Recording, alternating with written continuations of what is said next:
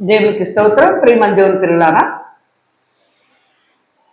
అపొస్తలుడైన పౌలు యేసుక్రీస్తును గూర్చి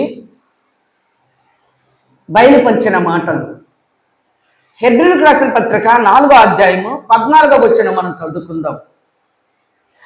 ఆకాశము మండలము గుండా వెళ్ళిన దేవుని కుమారుడైన యేసు అను గొప్ప ప్రధాన యాజకుడు మనకు ఉన్నాడు కనుక మనము ఒప్పుకొనిన దానిని గట్టిగా చేపట్టుదుము. మన ప్రధాన యాజకుడు మన బలహీనతల యందు మనతో సహానుభవము లేనివాడు కాదు గాని సమస్త విషయములలోనూ మన వలనే శోధింపబడినను ఆయన పాపము లేనివాడుగా ఉండెను. కనుక మనము కనికరింపబడి సమయోచితమైన సహాయము కొరకు కృప పొందినట్లు ధైర్యముతో కృపాసనము నొద్దకు చేరుదుము. కనుక ప్రియమైన దేవుని బిడ్డలారా, దేవుని కుమారుడైన యేసుక్రీస్తుని గురించి అపొస్తలుడైన పౌలు దేవుని కుమారుడు ఈ విశ్రాంతి దినాన్ని పరిశుద్ధముగా ఆచరించాడు. దావీదు ఏ విధంగా విశ్రాంతి దినాన్ని పరిశుద్ధముగా ఆచరించాడో, దావీదులో నుంచి వచ్చిన నీతి చిగురు ఈ విశ్రాంతి దినాన్ని పరిశుద్ధముగా ఆచరించి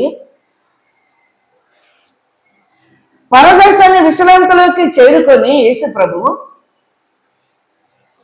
మళ్ళా 40 దినాలు భూమి మీదకి వచ్చి శిష్యులతో 40 దినాలు ఇంకా రాజ్య సువార్తను ప్రకటించి మళ్ళా తిరిగి ప్రియమైన దేవుని బిడ్డలారా 40 దినాలు అయిపోయిన తర్వాత పరలోక పట్టణమునకు చేర్చబడ్డాడు. పరలోక రాజ్యమునకు దేవుని యొక్క కుడి పార్శ్వంలో కూర్చొని ఉన్నాడు యేసు ప్రభు.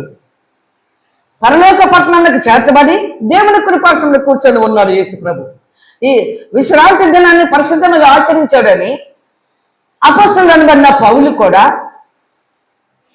దేవుని కుమారుడైన యేసుక్రీస్తు ఆకాశ మండలము గుండా వెళ్ళిన దేవుని కుమారుడైన యేసు అని గొప్ప ప్రధాన యాజకుడికి మనం ఉన్నాడు అని మనకు బయలుపరిచాడు. కనుక యేసుక్రీస్తు కూడా తండ్రి చిత్తాన్ని నెరవేర్చాడు. 10 ఆజ్ఞల విశ్రాంతి దినాన్ని ఆచరించాడు. తండ్రి కుడిపార్శ్వంలో కూర్చొని ఉన్నాడు ఇప్పుడు. కనుక మనం అందరం కూడా పరదేశాన్ని విశ్రాంతిలోకి చేరినట్లుగా ఈ విశ్రాంతి దినాన్ని పరిశుద్ధంగా ఆచరించి తండ్రి రాజ్యమునకు వారసులగినట్లుగా సిద్ధపడదాం. అనేక మందిని సిద్ధపరచుకుందాం. దేవుడు తన వాక్యము దీవించునుగాక. ఆమేన్, ఆమేన్.